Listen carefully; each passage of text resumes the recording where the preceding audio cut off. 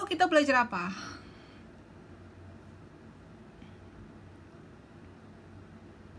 Minggu lalu ada slide yang belum selesai ya, 2 slide lagi. Itu aja yang kita selesaikan dulu biar enggak sebentar. Saya ini selesaikan yang minggu lalu dulu. Minggu lalu kita belajar apa ya? Ada yang masih lupa?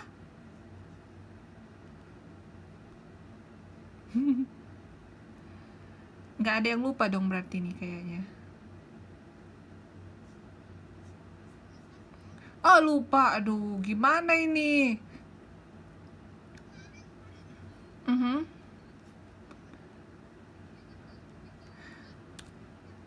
Kemana? Keluar kemana sih?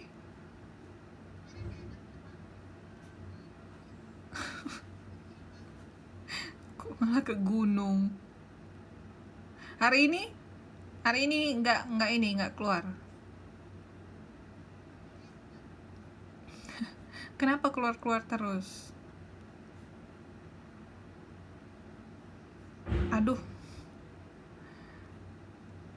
Sebentar ya.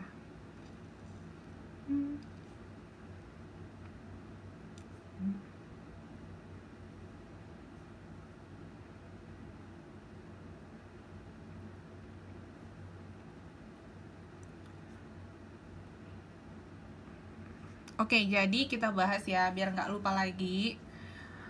Minggu lalu kita bahas. Waalaikumsalam, Mbak.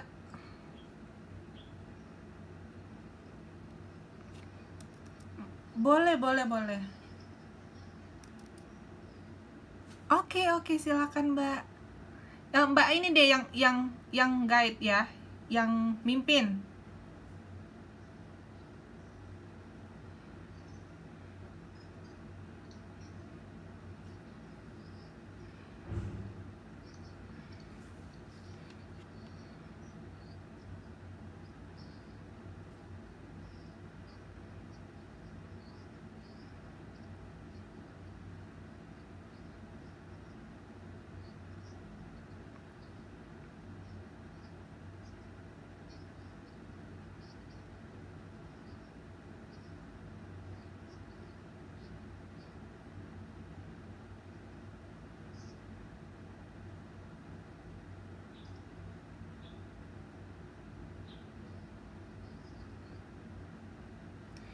Oke, terima kasih Mbak Davi.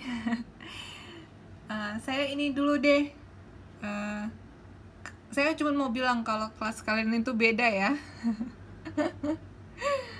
Ini generasi apa ini? Kenapa beda sendiri? Jadi kayak yang udah ada kasih bagiannya masing-masing kali ya dalam ininya, di angkatannya. Iya, ini bagian Mbak Davi ya. Kalau untuk pembukaan.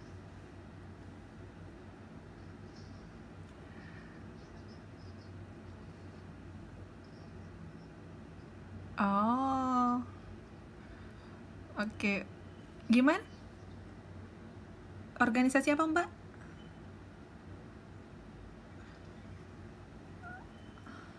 Oke. Ini untuk satu kelas aja atau di satu angkatan kalian semua jurusan? Oh, oke. Oke, bagus ya. Kalau yang bagus-bagus kayak gini kan harus kita apa ya? Semakin ditingkatkan. Oke, baiklah. Kita mulai tuton kita hari ini ya. Bukan yang ini.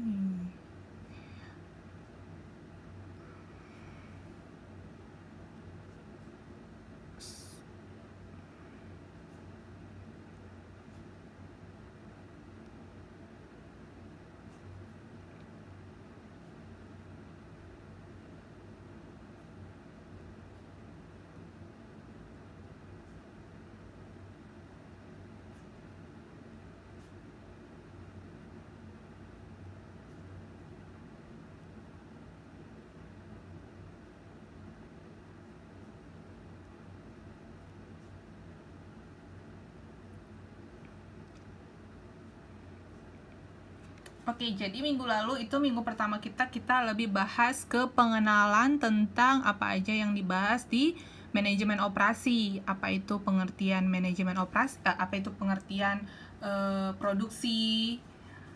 Dan apa peran-peran dan tanggung jawab manajer operasional? Apa aja yuk?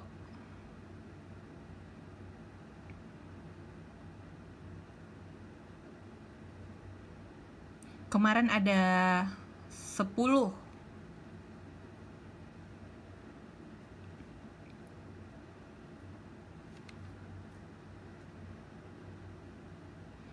Apa aja tanggung jawabnya manajer operasional?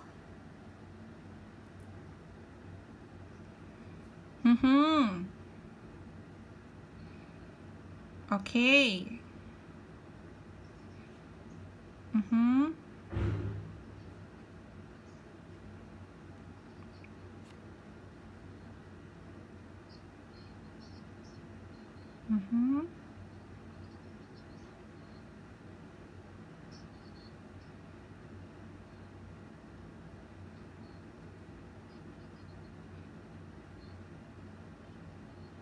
Oke, jangan lupa ya, karena ini merupakan basicnya, dan kalau kita nggak tahu tugasnya apa, ya ngapain belajar ini ya kan?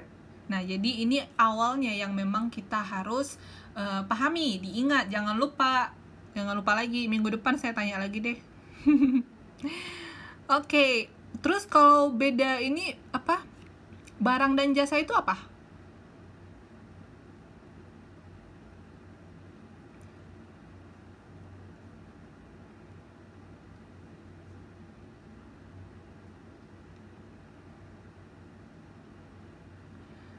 Kalau nggak bisa buka mic, bisa diketik. Beda barang dan jasa. Oke. Nggak usah harus semua. Kalau mau ngambil satu-satu juga nggak masalah.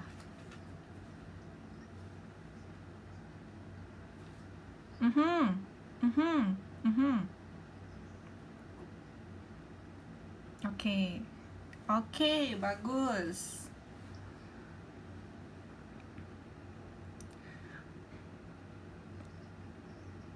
Kalau ada mau ngelanjutin boleh.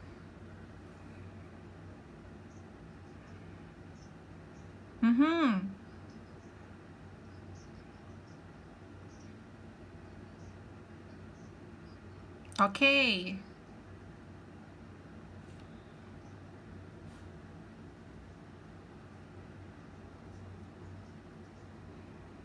Oke. Makasih Mbak Suci.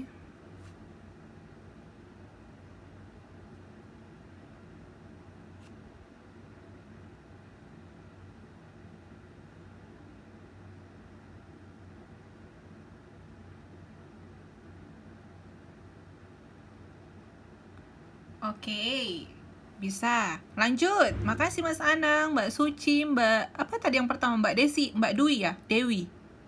Oke. Ada lagi? Nggak usah malu-malu. Ah, biasanya kalian juga nggak mau.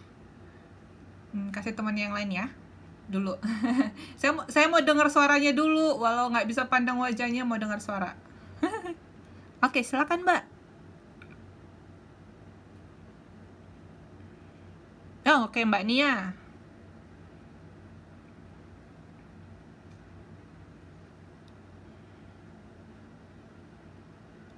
Oke. Oke, bagus, bagus. Ada lagi mau nambahin? Kalau mau diketik nggak apa-apa ya. Ini Mas Anang juga ini suruh kalian mengisi absensi ya, sambil sama-sama ngecek kalau ada ini juga chat-chatan di dalam. Oke, bagus ya. Ternyata kalian masih ingat kok, nggak lupa. Tadi saya tanya udah lupa katanya. Oh, lihat buku. Ini modulnya udah pada datang.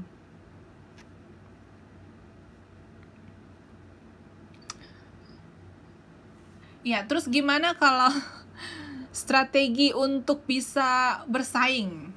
Gimana strategi bersaing itu? Apa yang perlu diperhatikan? Faktor-faktor apa?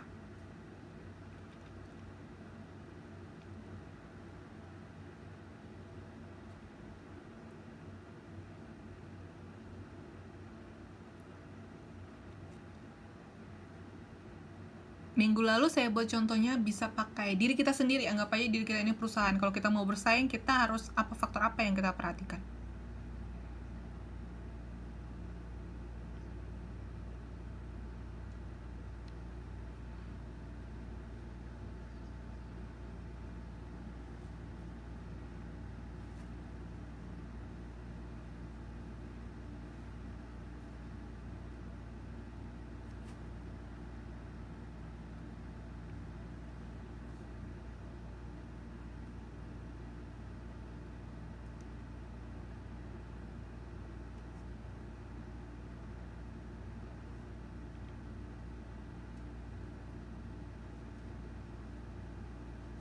Ini ada yang di PPT, yang tengok yang di layar aja. Ini lagi pada mikir atau lagi nungguin temennya biar ngomong duluan?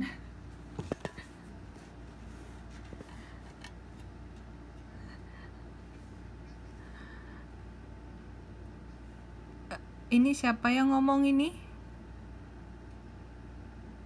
Mbakku saya ini ya? Oke. Nggak apa-apa, soalnya namanya nggak muncul, cuma nama hurufnya aja, kakak gitu kan. Oke, tadi mbakku saya ini apa bilang yang perlu diperhatikan itu adalah faktor apa?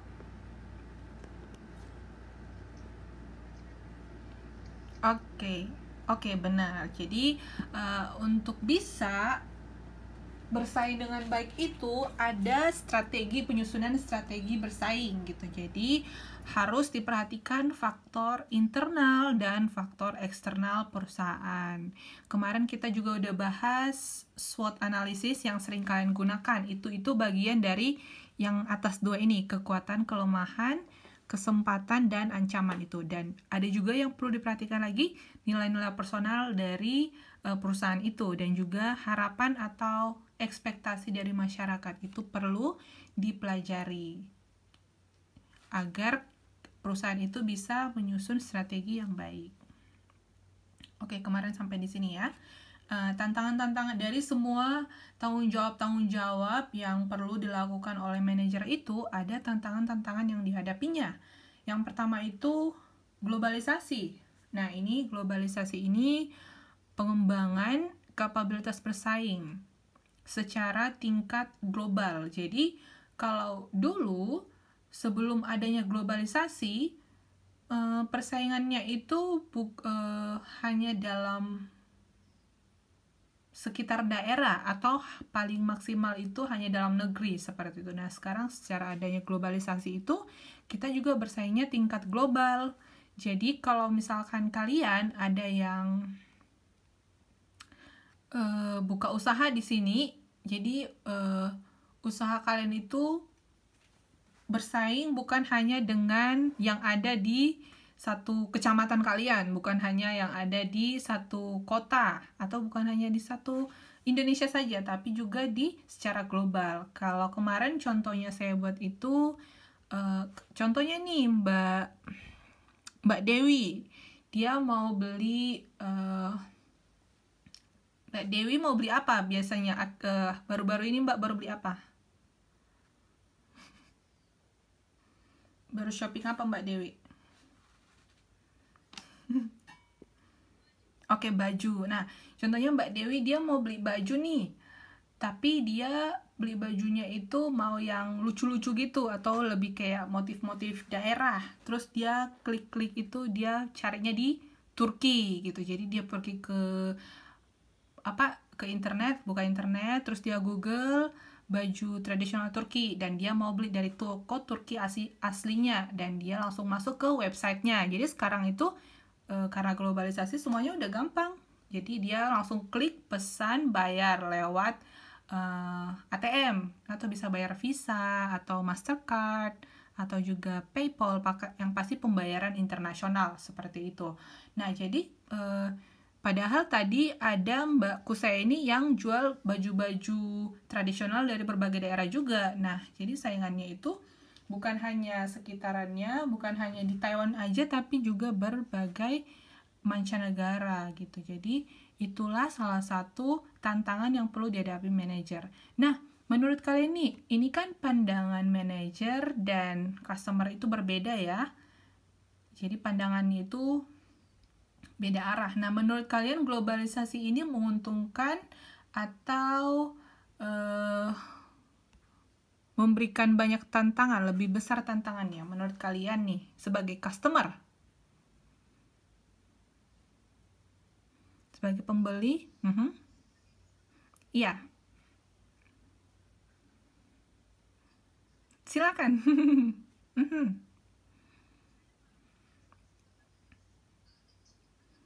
Mhm. Mhm. Mhm. Mhm. Oke.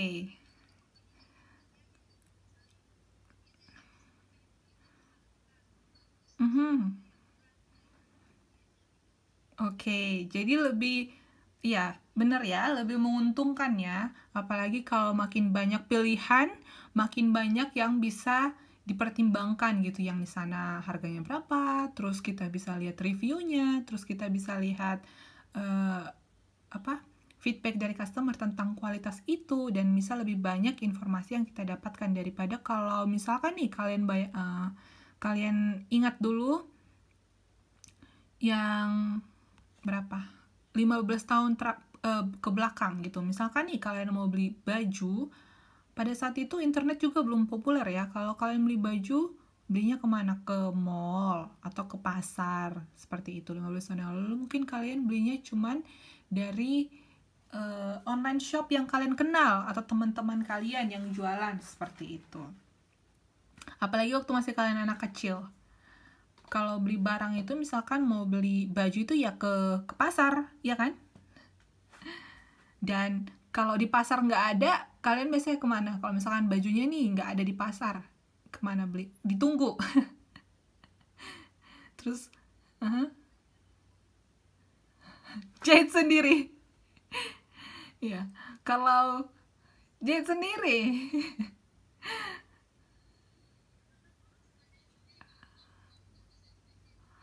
Oh gitu. Oh,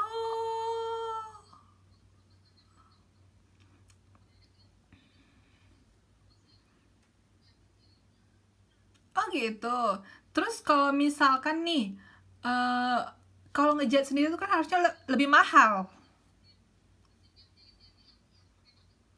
Iya, tahu-tahu. Tapi dijahit bukannya lebih mahal nggak sih?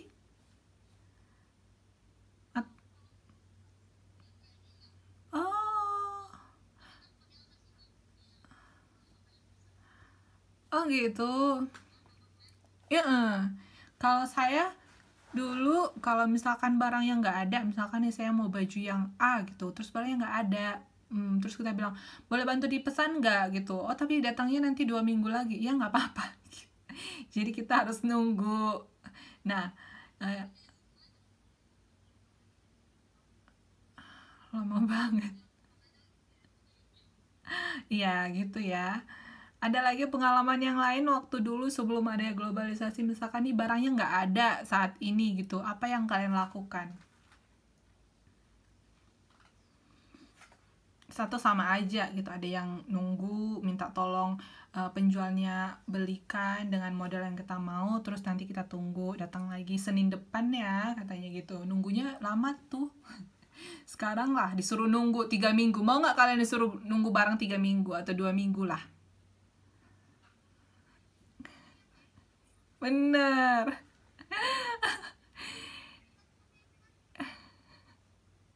Jadi kalau sekarang itu udah beda ya karena globalisasi, karena semuanya sudah lebih gampang dan kita punya banyak pilihan. Dan ini kalau sebagai customer ini sangat menguntungkan untuk kita, karena kalau nggak ada toko ini, toko yang lain. Malah ada yang sekarang pesan sekarang dari Taipei yang ini loh, PC Home 24 jam. Jadi dalam satu hari itu bisa dianterin, ya kan?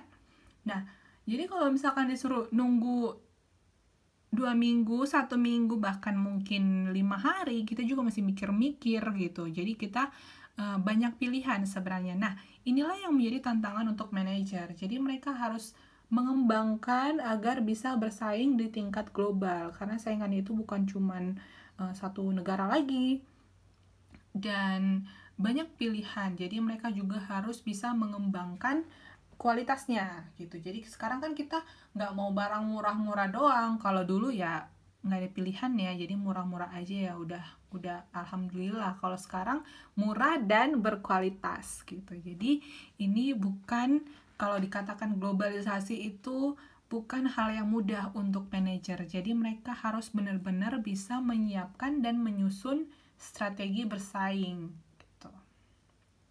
Nah, selanjutnya perkembangan teknologi ini. Jadi teknologi ini kan berkembangnya secara cepat ya, dan harus tetap harus terus belajar gitu. Jadi manajer ini juga, mereka kalau ada teknologi-teknologi baru, mereka harus belajar lagi gitu. Jadi harus ada tetap pengembangan diri. Kalau di tempat kalian, ke Mas Anang deh, Mas Anang, kalau misalkan nih, pernah nggak pabriknya ganti mesin gitu? Sering. Terus berapa lama gitu Mas Anang harus belajar mesin baru? 1 jam? Di Taiwan deh. Mhm.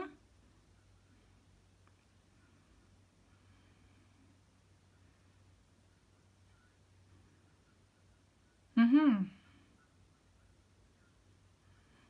Mhm. Kalau Mas biasanya pakai bahasa apa? Inggris? Bahasa Mandarin?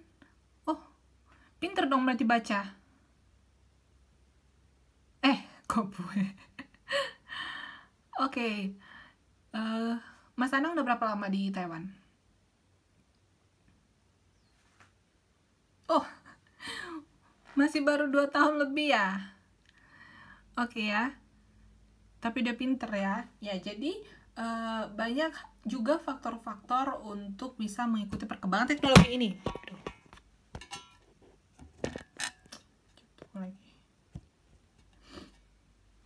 Salah satunya juga dari penguasaan bahasa. Tadi juga Mas Anangnya udah bilangin dari tingkat kesulitannya gitu. Jadi ini kayak apa, kalau istilahnya itu non-stop learning. Jadi belajar terus-menerus.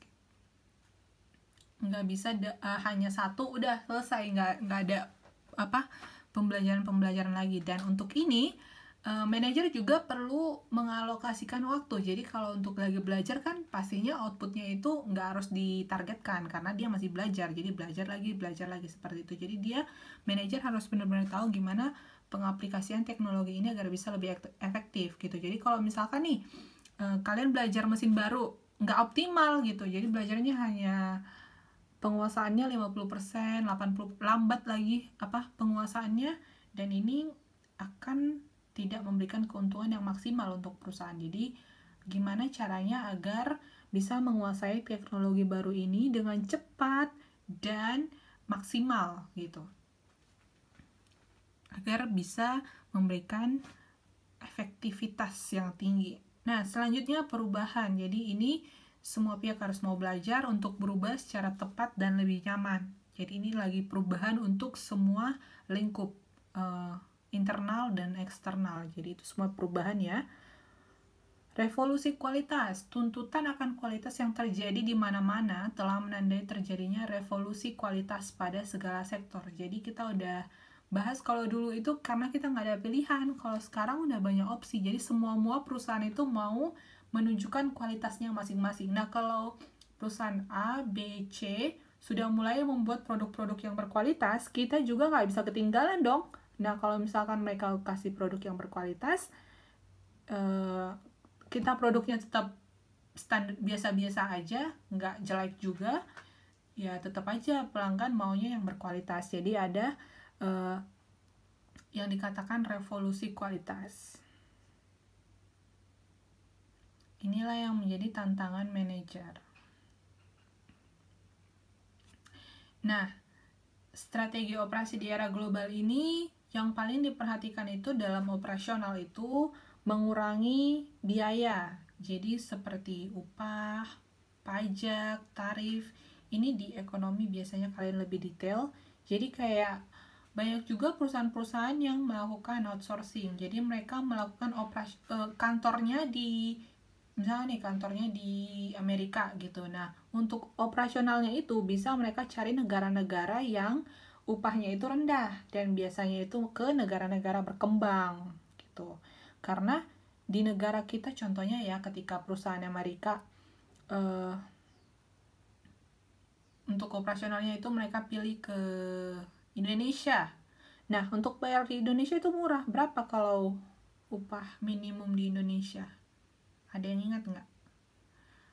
Di daerah kalian deh, tiap daerah beda juga. Kalau di daerah kalian, upah minimumnya berapa?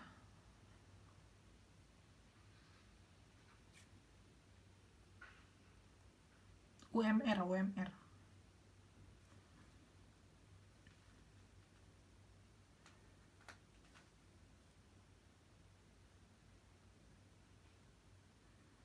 Oke, kalau di Taiwan UMR-nya berapa?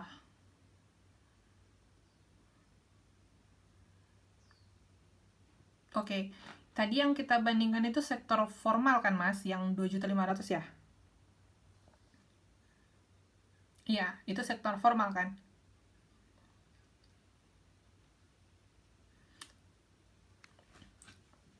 Oke, jadi kita buat contohnya perusahaan Taiwan deh. Jadi perusahaan Taiwan daripada mereka bayar 24.000 untuk mengerjakan suatu produk, menggaji karyawan, mereka bisa mempertimbangkan untuk membuat pabriknya di negara lain yang agar bisa mengurangi biaya gitu. Jadi mereka bisa pilih Indonesia. Mereka cuma bisa bayar berapa? 6.000 NT ya? Benar nggak? Iya. Iya.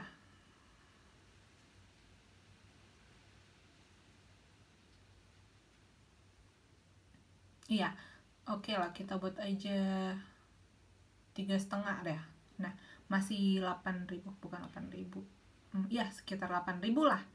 Dibanding dengan Taiwan yang 24.000. Jadi kalau mereka gaji satu karyawan di Indonesia atau di negara yang lebih murah upahnya, mereka sudah bisa menggaji 4 orang gitu. Jadi ini memang benar-benar harus dipertimbangkan. Jadi kenapa kita lihat mereka buka kantor di sini, mereka buka kantor di sana gitu. Kenapa nggak di negaranya aja sih, bukannya lebih murah ya gitu. Jadi mereka sudah menghitung semua biaya-biaya ini.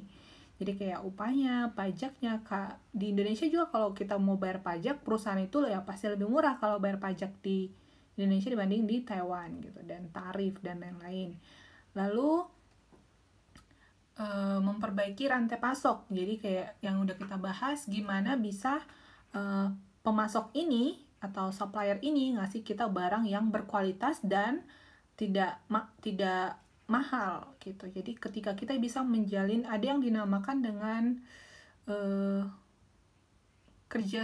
menjalin kerjasama yang baik dengan pemasok gitu, agar bisa long term istilahnya, hubungan jangka panjang gitu. Jadi kita kalau mau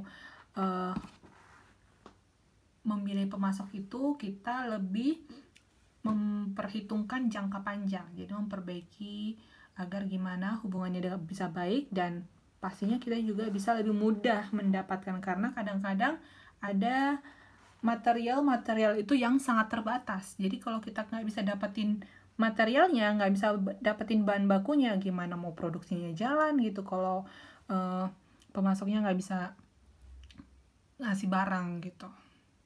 Nah, selanjutnya menghasilkan barang dan pelayanan lebih baik. Ya, ini sekarang juga karena udah kita bahas tadi, harus lebih baik pelayanannya, banyak saingannya, customer banyak pilihannya. Lalu harus memahami pasar. Di pasar ini banyak pemain-pemain baru yang setiap saat itu bisa masuk pasar, jadi harus benar-benar dipahami. Lalu belajar untuk memperbaiki operasional, mendapatkan dan mempertahankan bakat global. Jadi ketika sudah bisa menguasai pasar global, harus dipertahankan gitu.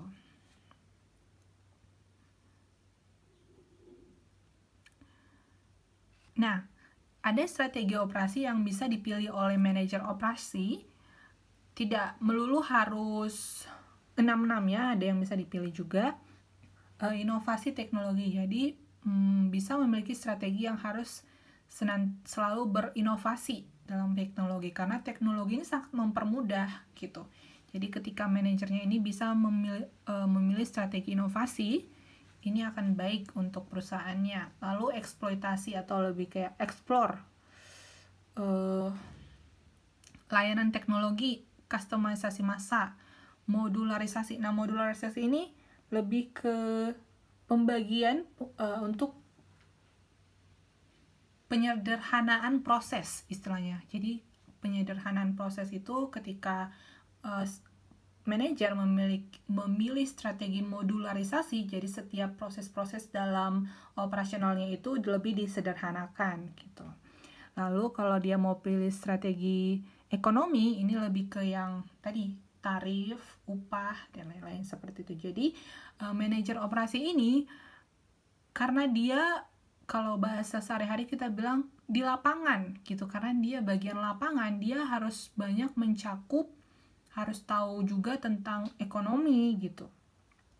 Dan kalau dia mau pilih strategi ekonomi ini dan dia mau ekspansi ke negara-negara lain, dia juga harus tahu kondisi-kondisi di negara-negara lain tersebut. Jadi kayak misalkan ada perusahaan Taiwan yang ke Indonesia, dia juga harus tahu kondisi di Indonesia itu bagaimana gitu. Dia harus pelajari lagi tentang negara yang dituju kalau dia mau buka pabriknya atau kalau dia mau beroperasi di negara tersebut. Oke, kita lanjut ke modul selanjutnya ya.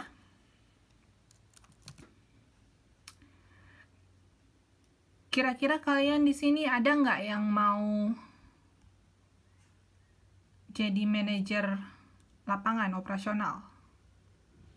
Kayaknya seru ya kerjanya gitu, daripada yang melulu kayak bagian marketing yang di kantor, atau di kantor aja lah Bu kalau boleh.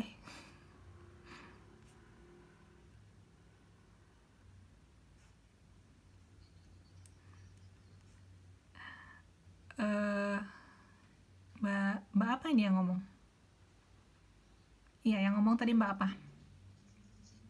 Mbak Siti, oke. Aduh.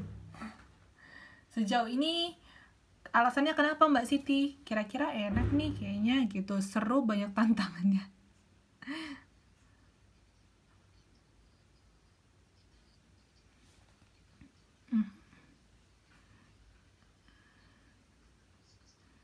Mhm. Mhm. Mhm. Seperti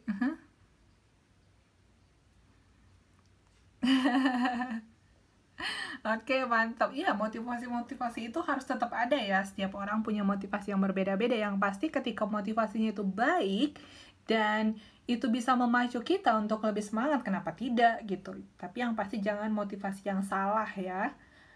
Jadi kayak bisa jalan-jalan, terus bisa ini, bisa apa? Banyak nego-nego, jalan-jalan tapi nggak kerja gitu. Cuman mau jalan-jalannya aja.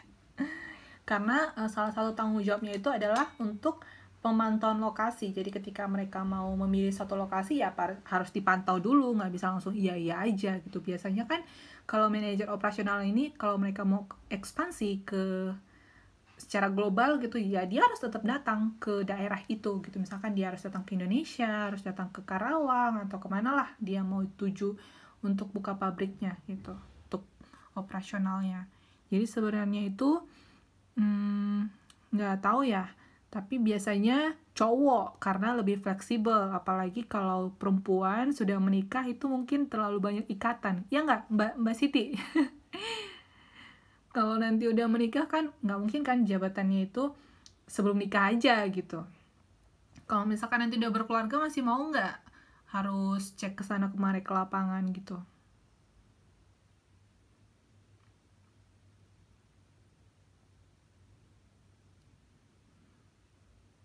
Karena kan kalau misalkan sudah berkeluarga lebih ini ya, lebih terikat ya, apalagi yang cewek.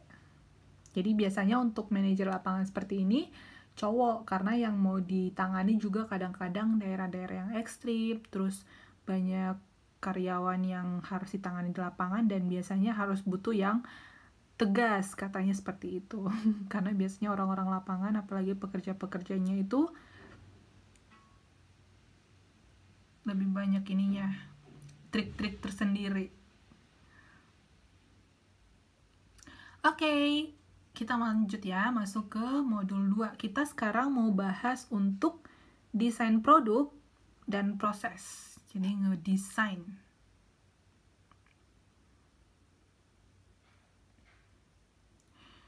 Nih, coba lihat untuk desain produknya sendiri dulu. Bukan proses ya, produk. Kira-kira menarik nggak kalian lihat produk-produk ini?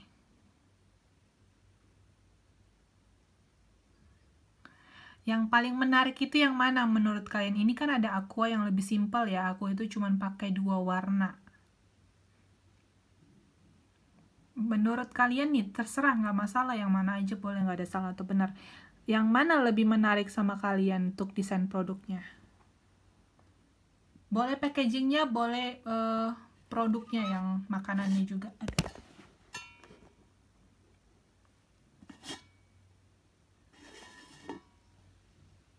Aduh, baik.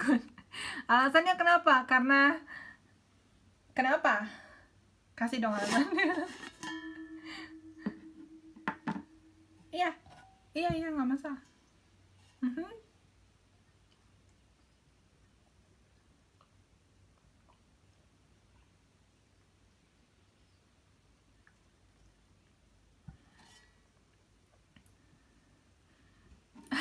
Oke, mantap. Nah, menurut yang lain, kalian suka desain yang mana nih? 2 kelinci. Kenapa, Mbak? Kira-kira?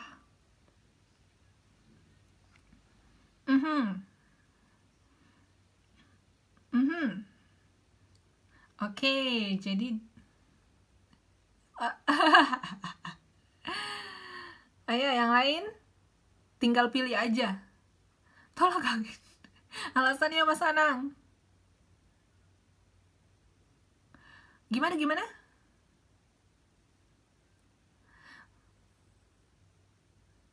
Oh, apa kode saham tolak angin? Oh, Sido ya. Oh, oke, mantap. Nanti saya ini tanya Mas Anang lagi. Yang lain dulu. Apa lagi nih yang menurut kalian kira-kira menarik?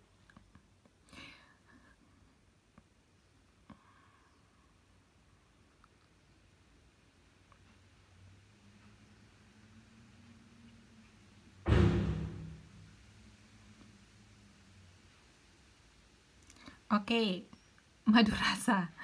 Alasannya kenapa, Mbak? Siapa yang ngomong madu rasa ini? Oh, Mbak Mayang. Oke.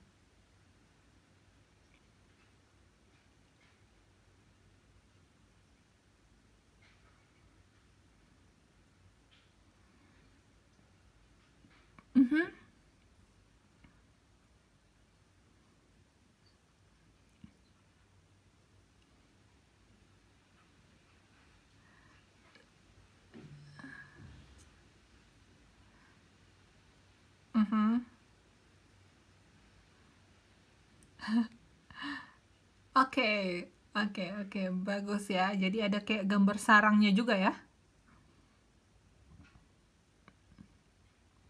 Oke, bagus. Oh ya, sebelum kita lanjut, kita mau bahas Mas Anang dulu. Mas Anang, udah berapa lama beli Sido?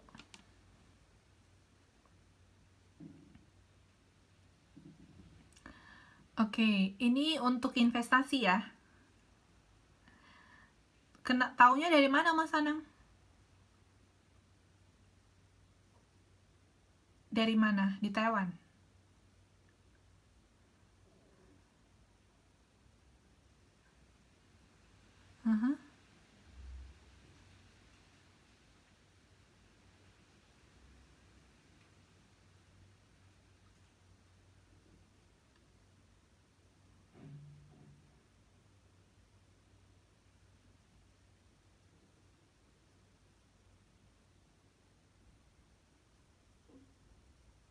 Oke. Pakai sekuritas apa?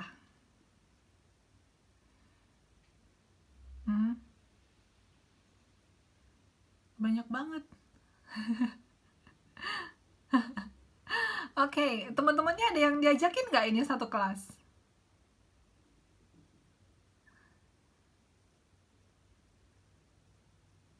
Aha, oke. Oke, oke. Sejauh ini udah untung berapa? Persennya aja.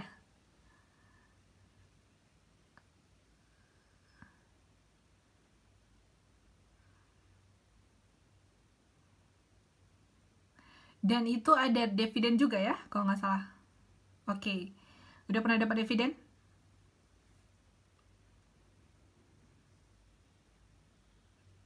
Oke.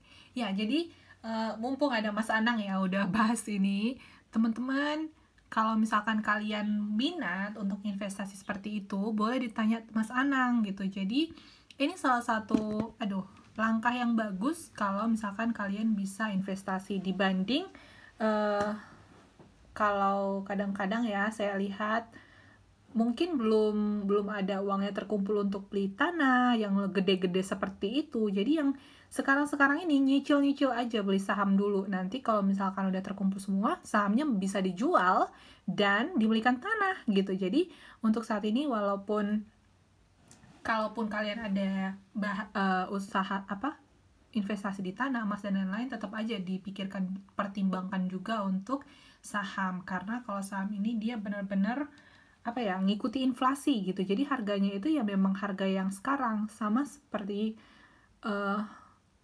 contohnya Indomie dulu berapa sih? Indomie dulu kayak 10 tahun yang lalu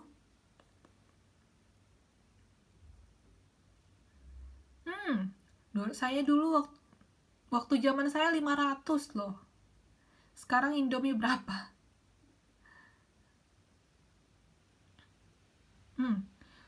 Sudah naik 300-400 kali lipat. Jadi harga barang itu cepat sekali naik, dan kalau misalkan kita nabung di bank itu dia persennya itu hanya tetap nggak mengikuti inflasi. Jadi mereka kan ada persennya. Kalau nabung di bank berapa persen gitu, masih ada potongan lain-lain juga. Nah kalau misalkan di saham itu sendiri kita bisa cepat gitu. Jadi saya juga dulu ada mahasiswa UT, kalau kalian tahu dia yang juara, siapa itu, Mas Cinta Adi kalau nggak salah. Kenal nggak Mas Cinta Adi Saputra itu?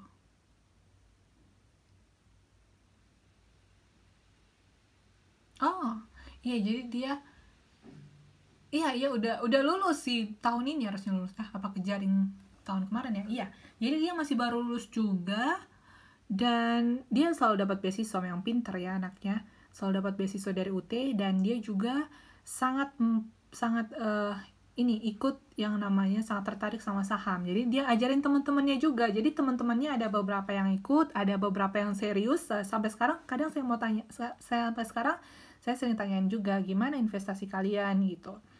Jadi mereka juga ada yang saya nggak terlalu sarankan kalau kalian untuk ikut berbayar, nggak usah lah yang berbayar itu, kita bisa analisis sendiri juga gitu. Jadi kalau teman-teman ada yang tertarik bisa diskusi sama Mas Anang atau diskusi sama saya juga boleh.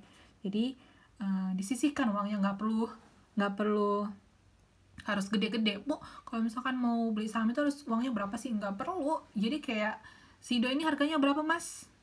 Satu lembar. Iya, masih 700 perak gitu. Jadi kalau kalian daripada hambur-hambur uang, mending beli saham gitu. Jadi kita tabung sekarang, nanti tunggu aja iya, 1 tahun udah kelihatan gitu.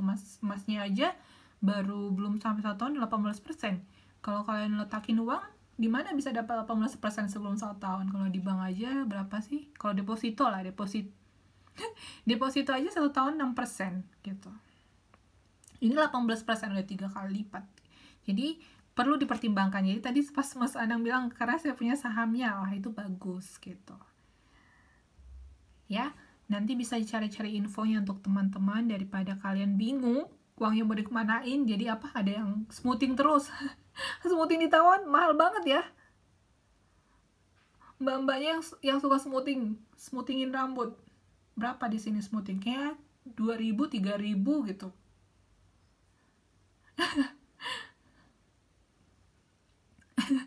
Enggak, saya lihat kalian suka banget gonta-ganti rambut gitu ke salon. Berapa Mbak?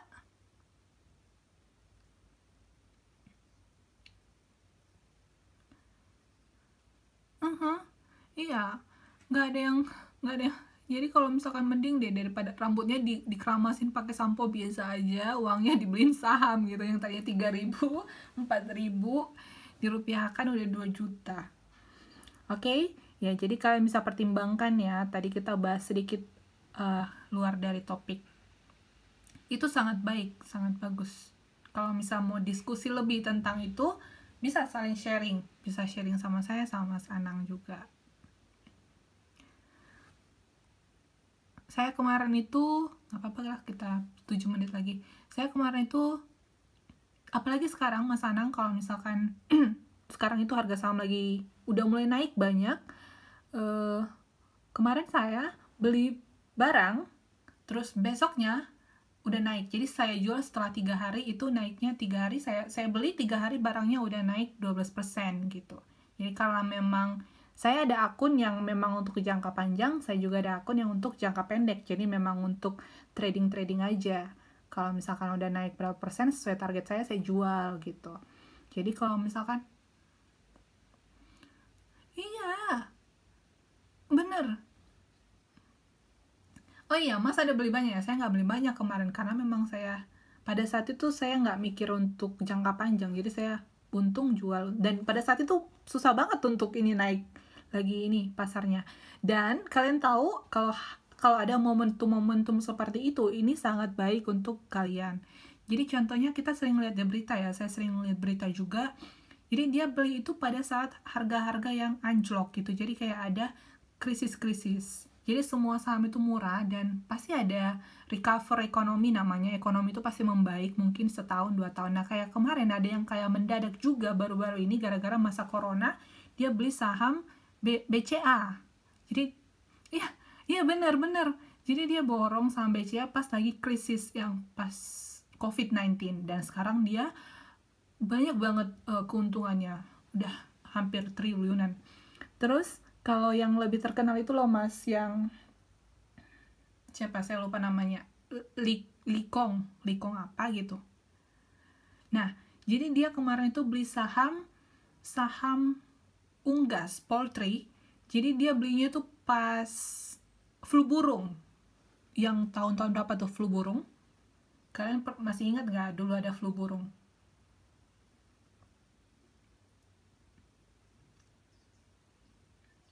Iya, itu iya, jadi investor ini dia beli saham unggas yang pas masa anjlok harganya itu flu burung itu. Nah setelah flu burungnya selesai dia belinya banyak loh. Setelah flu burungnya selesai dia jadi orang kaya di Indonesia gitu. Jadi masuk 3 besar kalau nggak salah, dia jadi orang kaya hanya gara-gara saham gitu. Jadi kalian juga kalau memang uangnya belum mau dipakai sekarang, kalian bisa pertimbangkan untuk diinvestasikan.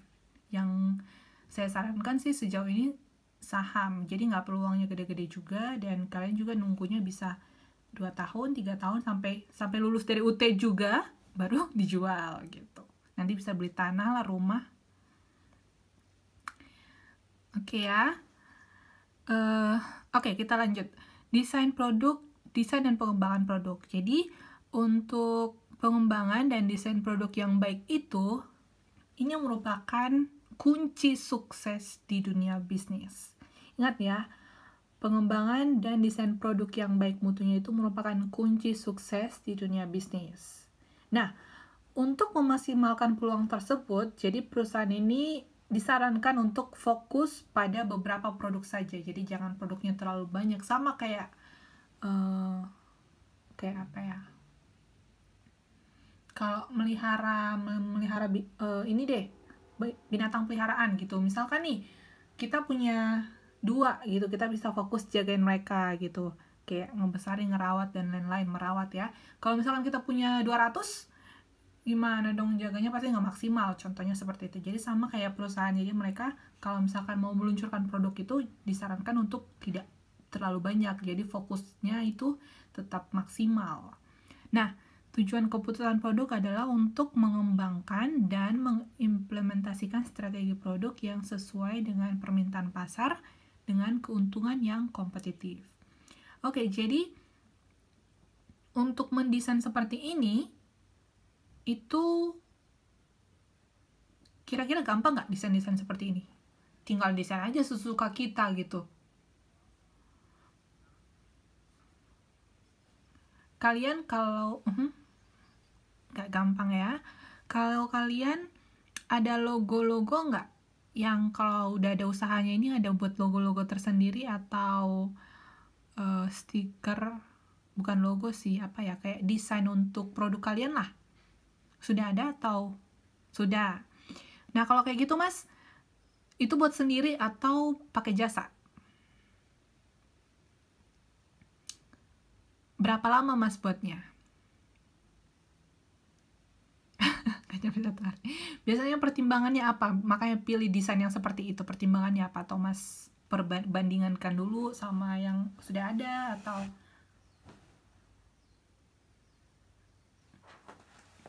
Mhm.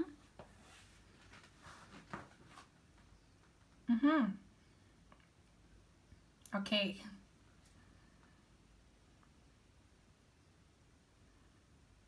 Mhm.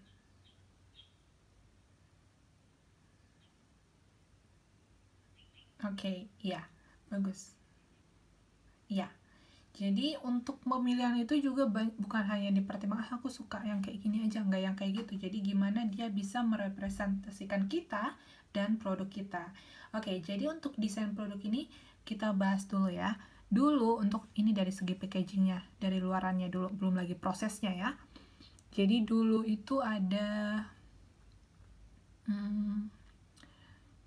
minuman jus orange ini dia sudah lama pakai desain produk itu gitu, dan mereka mau coba untuk kayak improvisasi istilahnya, mereka mau mengimprove, mungkin mereka ada berbagai perubahan atau untuk memperbaharui gitu.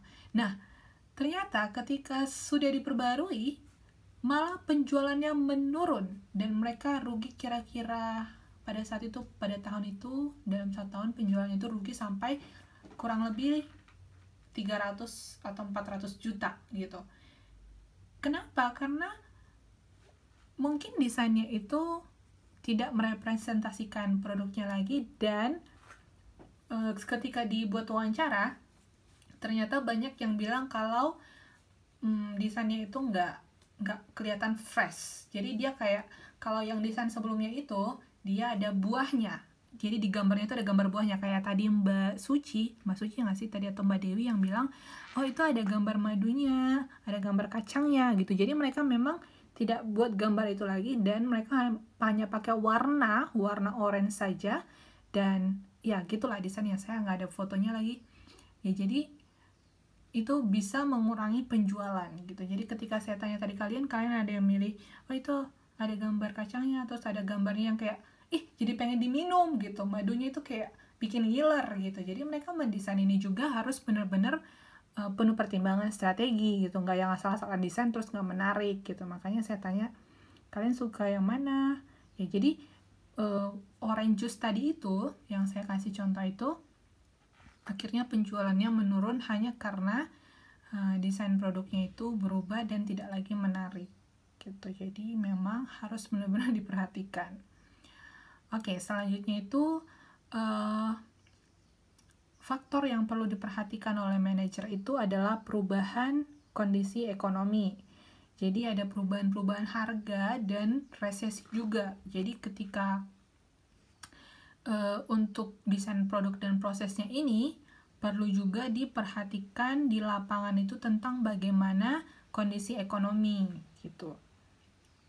Contohnya nih, kalau pabrik apa ya? Pabrik botol minum lah. Mau produksi botol minum. Kalian ada botol minum nggak?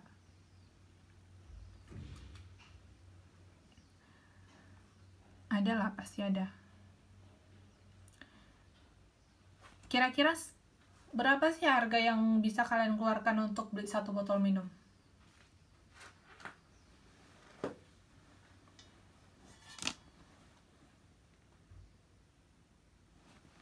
300 sente? Ada lagi yang lebih murah atau lebih mahal?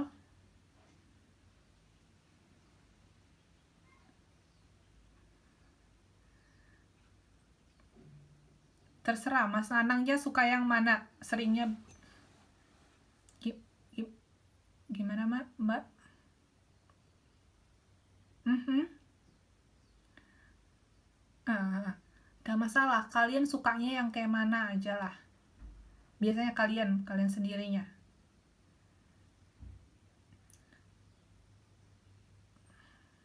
Iya, iya, kayak sekitar 300 cm ya. Berapa tuh? 150.000 satu botol ya. Nah, ada nggak yang kalau misalkan nih dibuat barang nih, botol minum harganya 1.500 cm?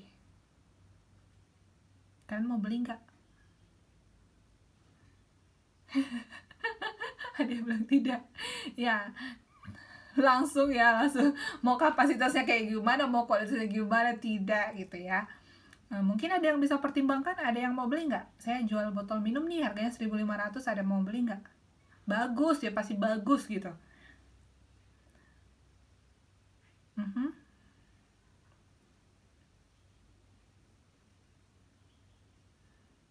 mhm, mhm, mhm,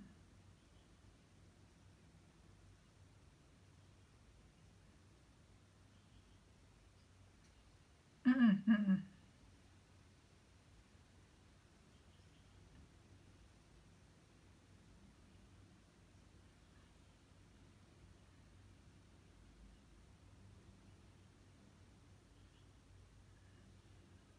Oke, iya. Jadi botol minum saya ini, oh botol minum saya, iya. Botol minum saya ini eh, kualitasnya tuh nggak jauh-jauh beda sama yang lain. Hanya saja saya buat desainnya tuh lebih kayak unik-unik gitulah, lebih kalian bisa berkaca gitu. Tapi harga 1.500. Kalau untuk kualitasnya sama aja sama yang lain. Cuman desain luarannya mungkin lebih sedikit berbeda, nggak banyak berbeda gitu. Saya emang mau buat kasih harga segitu aja, saya mau buat untung banyak. Untuk kualitasnya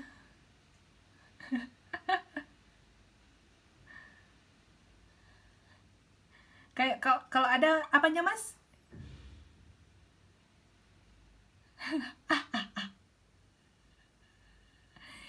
Ini siapa yang ngomong? Siapa yang barusan yang cowok yang ngomong?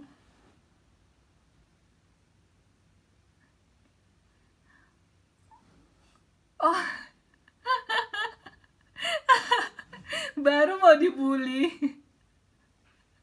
Soalnya ini beneran cowok apa cewek gitu ya. Saya tadi heran juga gitu, makanya saya tanya. Ya nggak apa-apa ya, yang penting bisa diperjelas ya kan ya.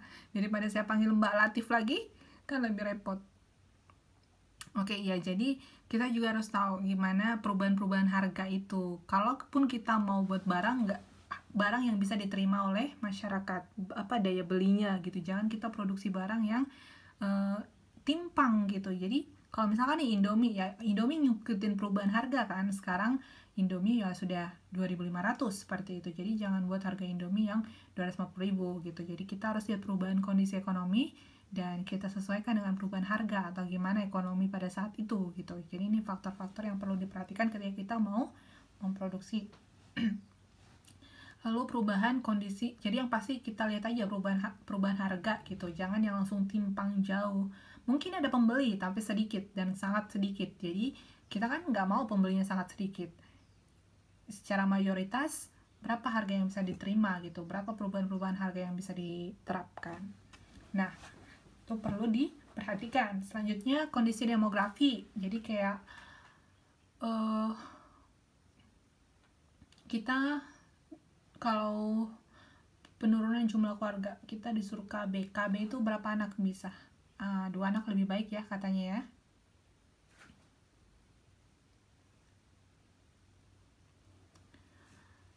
Kalau di Cina dulu ada sistem 1 anak gitu.